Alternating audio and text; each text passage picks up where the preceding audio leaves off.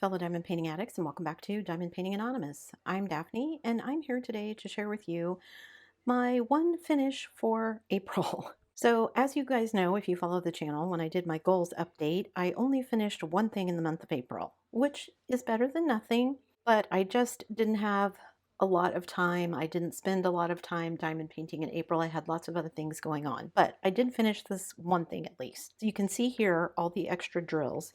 This is one of my 4 Craftibly kits, so now I'm down to 3 of those left, and it was as enjoyable as all of my other Craftibly kits. I really like their drills. This one, I wish it had been a little more colorful. There's lots of little spaces of color, but really most of the canvas is like blues and grays and white for the moon, which is fine. So I did this for the Tail Feathers event just so that I could say I was doing something for that event. I never joined for the prizes and all of that. So because it was about feathers and there are feathers in the kit, I made my own release papers for this. So now I have these cute little feathered release papers.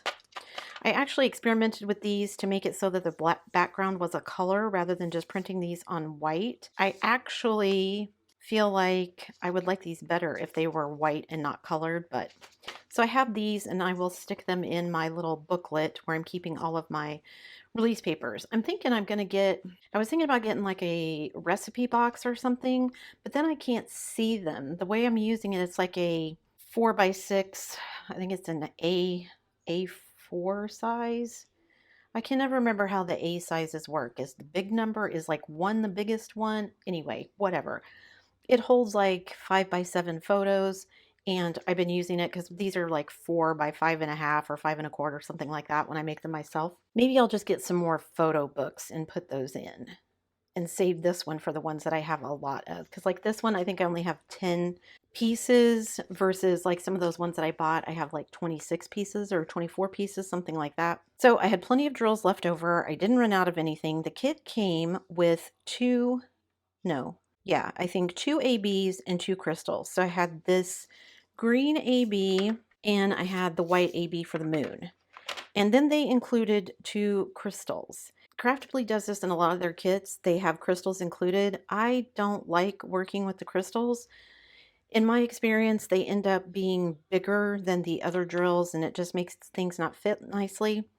So I went looking to see if I had ABs or fairy dust or whatever in these colors. I didn't have anything fancy in this color, but I did have probably leftovers from Craftibly in this color. And I actually like this a lot better than the gold, so I'm happy with that substitution. And then these are 666, and I substituted in the 666 ABs. And you can see for both of these, neither one of them had a huge amount of drills, so it wasn't any big deal to just do a 1-to-1 sub for those. The other thing that I will say about this kit that was kind of annoying and made it difficult is that some of these symbols were almost exactly the same. So for instance, we have a black plus symbol here and a white plus symbol here. So I had to remember, okay, is this white or black? So that I could figure out which one to use. And then we have the letter T and then an upside down T. That one wasn't as confusing. Then the other 2 was the same thing as the plus symbol. So this is a little T on its side in black. This is a little T on its side in white. So to keep those straight in my brain. And then also, just to make things a little confusing, they threw in this little like almost like the inside of a peace symbol. But when you're moving your canvas around, those look almost the same. So I was trying to keep those 2 straight. So yeah, just a little challenging. Oh, and then here we had these 2 arrows, both pointing the same direction. Again, one in white and one in black. So just trying to keep everything straight was like, okay, let me really look through these and make sure I'm getting the right one. Oh, and these 2 as well. I didn't even realize that until just now. They're blue and one is red, so that wasn't as difficult, but it's the same symbol basically, just one is black and one is white. But I enjoyed the canvas. I enjoyed my substitutions. I didn't really use either one of the little crystal ones here. I subbed these in for those, but had plenty, didn't run out of anything. And here's my trash.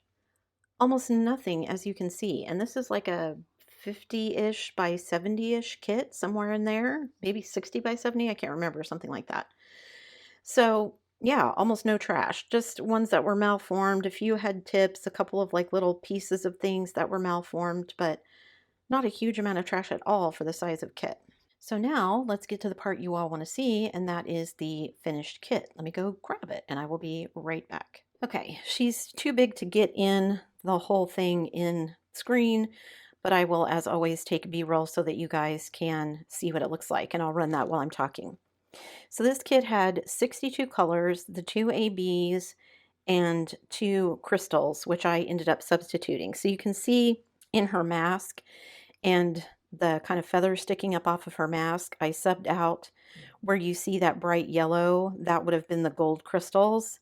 I think it looks better with the yellow, honestly. And then you can also see in her mask where I substituted kind of the goldish looking 666 ABs. And then, of course, the entire moon is nothing but white ABs. There's some stars sprinkled around in the background. There's some white ABs in her eyes and around her mask. There's a few ABs on her shoulder. I did enjoy this one. It was at the end, because I started at the bottom and worked to the top. At the end was a lot of multi-placing. So once I got kind of up to where the moon was, all of the moon was multi-placing. There was a little bit of confetti where the little twigs coming off of her hair are, but not too big. Mostly it was multi-placing at the top. So I'm glad I started at the bottom because there was quite a bit of confetti at the bottom with her little cape or whatever it is coming off of her back. Other than the trouble with the symbols, the only thing that is maybe not my favorite is the shading of her skin. Skin is always a huge thing and really hard to do. I don't mind it as much, especially looking through the camera on her face, because some of it looks like makeup. In real life, looking at her lips, they go from like this red to an orange, which is a little bit weird. But if I move it so you can see the bottom better, so you can see down here where her shoulder is, just it looks okay, but and again, it's due to the size. You just don't get enough room to make those gradual transitions. So sometimes the skin tones seem kind of jarring. Again, looking at it through the camera lens, it's not as bad. It looks okay.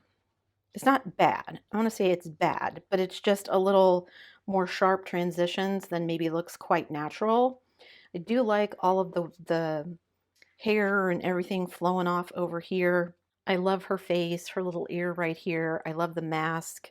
The mask was probably my favorite part of it, probably because it was the most colorful part. But yeah, just really happy with how this one turned out. For those of you who aren't aware, Craftibly closed at least a year ago, probably more.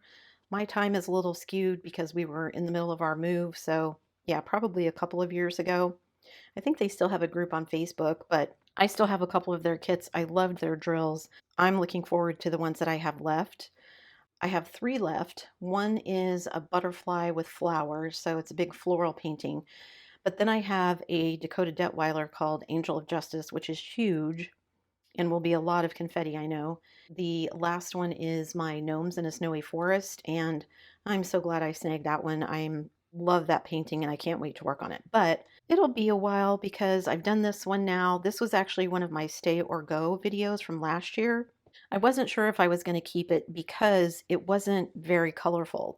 Yes, her mask is very colorful. Her little cape here is very colorful.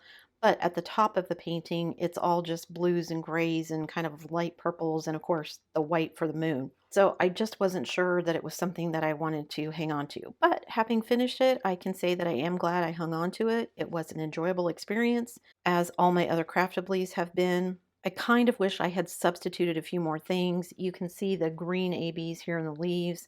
I wish maybe I'd found some other red ABs or had some more fairy dust or something that I could have substituted in, but I think she turned out cool. I'm happy with her.